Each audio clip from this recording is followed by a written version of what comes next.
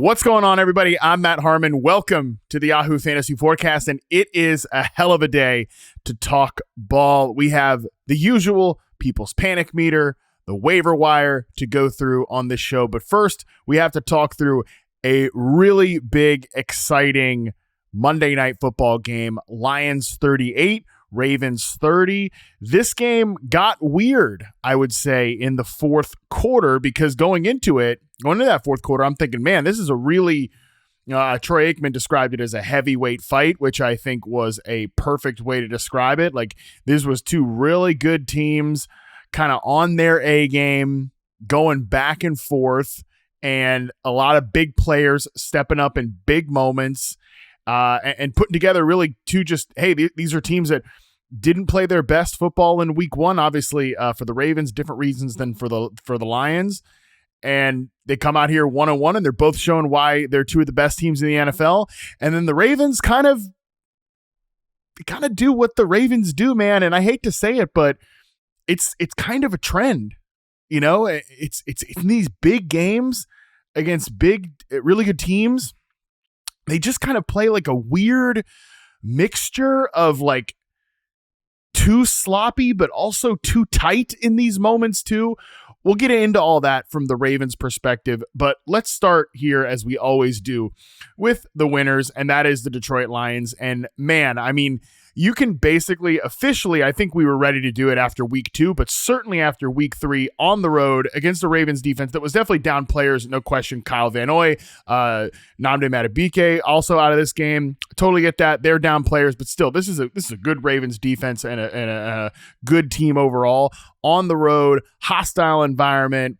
They put up a great offensive performance. You could basically take every concern that we maybe had lightly in the offseason, certainly after week 1. You can just you bundle that up, throw it in the trash. Doesn't matter. These are the Detroit Lions. Dan Campbell is the sun and the moon of this operation. Ben Johnson, obviously, is the man. I think Ben Johnson's going to be great at Detroit. I think he was great at Detroit. I think he's going to be great in Chicago. But this is about Dan Campbell. Like, sometimes your initial take is the right take, and then you take this meandering little journey through a very long, perhaps too long, and perhaps too content-filled offseason, and you arrive right back here in week 3 at the original conclusion, which was, yes, losing Ben Johnson, not ideal, but maybe, as I kind of said, hey, maybe Dan Campbell actually deserves a lot of credit here for the way this offense is built, the way that it feels, because he is a guy with an offensive background. He's not just some dumb meathead. He's a guy that when he took over the play calling duties part way through 2021, before they officially passed things over to Ben Johnson, they were doing all the fun, the motion, the play action, all that stuff. He was the one who started to turn this offense into what it is now. And again, Johnny Morton's obviously doing a great job there. A lot of new coaches are doing a great job, but this comes back to Dan Campbell, and this comes back to what this team is. They were awesome in this game. And sometimes football, we make it complicated, but the better team tonight, the team that won the game, was the team that didn't make crushing mistakes. They were better in the red zone, and they were better on third down. It's so simple, but that was what it was. Rushing success rate in this game, just to compare between the two teams. And look, obviously they had the explosive plays, did the Detroit Lions, but 57.9 rushing success rate for the Detroit Lions in this game. Third best among teams in week 3. The Baltimore Ravens, 25th at 36.8. And, it felt like that. Like, Derrick Henry had his moments, obviously, but this Lions run game, Dave Montgomery pops the big plays in this one, but they were just moving the ball, getting positive down and distance in the run game. And obviously, again, having no Madubuike in this game, that's a big part of it. You could run right up the gut there. They had some really nice moments there. And Jared Goff, not a crazy fantasy performance. So, talking about maybe his history in those outdoor road games like Justin Boone had over the last, week.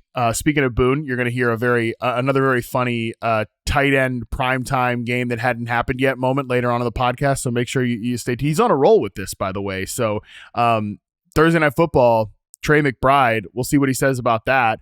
But he's on a roll. You'll hear it when you get to it. But Jared Goff, not a big fantasy stat line in this game, but made the throws that he needed to make. The touchdown, the placement to Amon-Ra St. Brown after the double move was just was just perfect. I mean, he puts the ball right where it needed to be. It was a great double move by St. Brown. It's just, I actually really liked the note that Aikman, I believe, kept sharing on the broadcast that Jared Goff said that Amon-Ra St. Brown is the best wide receiver he's ever thrown the football to. And, Jared Goff has played with a lot of really good wide receivers, especially during his time in LA. But man, they're one of my favorite wide receiver quarterback connections. And I know all the football hipsters love the quarterbacks who, the ethical hooper, whatever that is, throwing it down the field, tight windows, the Geno Smiths, all those guys. But when you're just like mind-numbingly efficient like Jared Goff is, and you've got a wide receiver who's just perfect for that style of football, you get what has been one of the most consistent weekly performers at this position over the last few years. And their game just seamlessly overlaps. Obviously, Cooper Kupp, who Jared Goff used to play with, had a better season, like a better peak season, a true nuclear season than Amon-Ra St. Brown has. But obviously that came after Jared Goff left, which I don't think is like a Jared Goff thing. I think Cooper Kupp truly, in my opinion, based on his reception perception tracking, took his game to another level after it just that was like a coincidence. I don't think it like had to do, and they ran the offense differently with Matthew Stafford than they did with Jared Goff. I'm off track here, but St. Brown, to his credit, has gotten better and better every single season, which is another reason I'm such a big fan of him as a player. And again, just Mr. Consistent, and he's at a point now where his best play with Jared Goff is better than what Cooper Kupp was with Jared Goff. And, if you followed my work the last few years, when he came into the league, Amon-Ra St. Brown, I kind of jokingly said he was like Bud Light Cooper Kupp. He's so far past that at this point. He's just that guy. Like he's maybe like Bud heavy Cooper Kupp, not even Bud heavy. He's like full on IPA, double IPA, high ABV Cooper Kupp. Like I don't know. The analogy there is stupid, but you get my point here. So really, we didn't learn anything new from the Lions in terms of like start this guy, start that guy. It's just the offense is a much better environment than we thought. Dave Montgomery, I think, interesting coming off this performance, right? Because he does have those big plays, which is I'm not saying he's not an explosive runner, but typically you'd think Jahmyr Gibbs rips off the big plays, and like Jahmyr Gibbs touched the football 27 times in this game to 13 for David Montgomery, which, of course, when you're ripping off the big plays, you're not necessarily going to get a bunch of opportunities to touch the football. So that's kind of part of this here, maybe skewing those numbers. But it certainly looks like Jahmyr Gibbs is like farther ahead of David Montgomery generally than he has been in past seasons. But Montgomery's still a guy that if this offense is going to operate at the level that it did tonight, and I thought the interior of the offensive line played great. That was one thing, like coming out of week one, was definitely kind of like raising an eyebrow at some of the play designs and the lack of motion and the lack of play action. But, you could kind of excuse that with the game script. Turns out that was the case. Plus, they obviously just played a great Packers defense. But the thing I was probably most concerned about coming out of that week one was the performance of Tate Ratledge and Christian Mahogany and some of those guys on the interior. Man, those guys gotten better every single week, and they were great tonight, just moving the pile, blasting open those big holes. I don't know if that's going to happen for Dave Montgomery on a weekly basis, but he is certainly a guy that is still on that flex radar and remains, even if you're not starting him.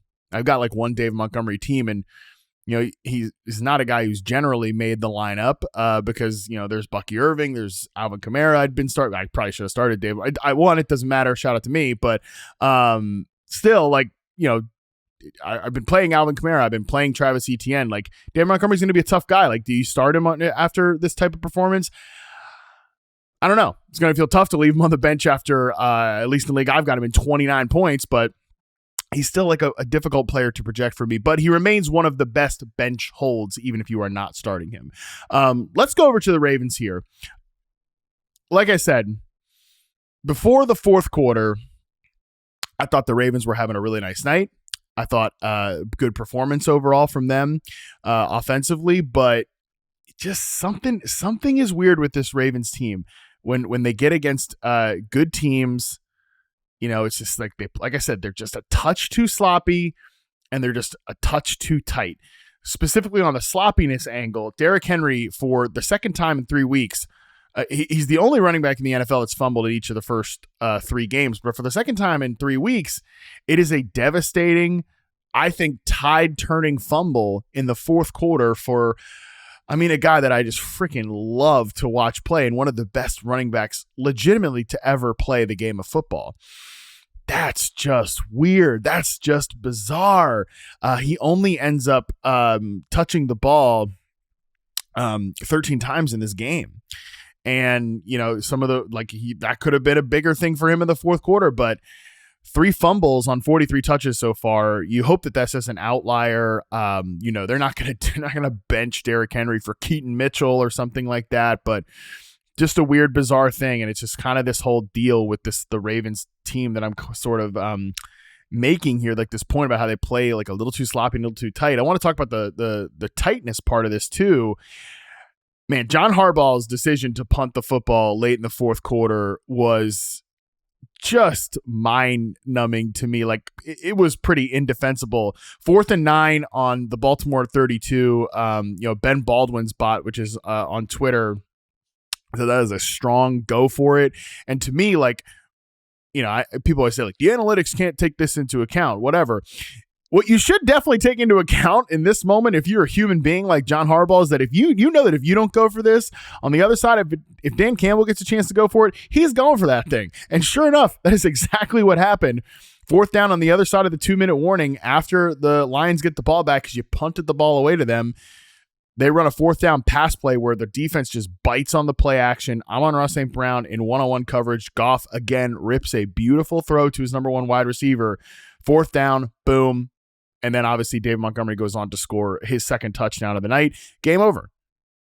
I just think there's too many moments like that with this Ravens staff. This is not a fantasy takeaway. It's just more of like a football rant here, but I don't know. Just tough. Like you just felt like that was what was going to happen, and it is what happened.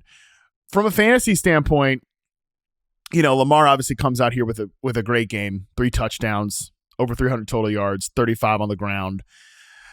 I did think he didn't play well in the fourth quarter here. Again, nobody cares about this, like from a fantasy standpoint, but he was dropping like way too deep past the tackles to the point that then when he's trying to step up through pressure there, he's running himself right into interior pressure. It wasn't the best Lamar night, in my opinion, late in that game.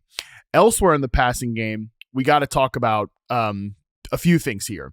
One, let me just get my obligatory Rashad Bateman love out of the way. Awesome game from Bateman. They should probably think about throwing him the football more. I say that all the time. 7 targets, 6 catches, 63 yards, really good zone coverage reps, couple man coverage wins. The Ravens, weirdly, right now are kind of like rotating their wide receivers. I'm not 100% sure if the stats I'm looking at right now are fully updated, but it goes Zay Flowers, Rashad Bateman, and then Mark Andrews down to Tylan Wallace, Justice Hill, Charlie Kolar, then like DeAndre Hopkins, but none of these guys ran around on more than 80% of the dropbacks. Bateman was second on the team at 63%. Again, if the numbers I'm looking at right now are accurate, like fully updated here. But you could see that there were times where like we're running one of those deep drop plays from Lamar Jackson, and it's like a max protect with a 2-man route, and it's Tylan Wallace and this version of DeAndre Hopkins. I don't know if we need to be doing that. I do think this receiver room is deep, but I'm not so sure that like we need DeAndre Hopkins and Tylan Wallace on. I think Hopkins has made his plays this year, and so has Tylan Wallace, quite frankly. Actually, I misspoke. It was actually Tylan Wallace and Devontae Walker. And again, Walker's had a couple of nice receptions this year, but what are we talking about here? So it's just like taking a little bit of opportunities away from the top 2 guys, which is Flowers, who's had a great season this year, slow game here, and Rashad Bateman, a guy that you've paid. That seems a little bit weird to me from the Ravens' perspective, but Zay Flowers definitely takes a step back, 2 catches for 13 yards. Unfortunately, like when picking between JSN and Zay Flowers, like the 2 receivers who I think have made a real leap here in their 3rd seasons and were, as I said all last week, like up in the Puka quadrant in terms of wide receiver efficiency, you felt like there was probably more of a step back from Flowers because there are more guys in this offense that can emerge here. Like I said, Bateman's not going to go under 20 yards every game. He has a nice game here, and Mark Andrews pops back up for a monster performance. 6 of 6 targets, 91 yards, 2 catches for touchdowns here.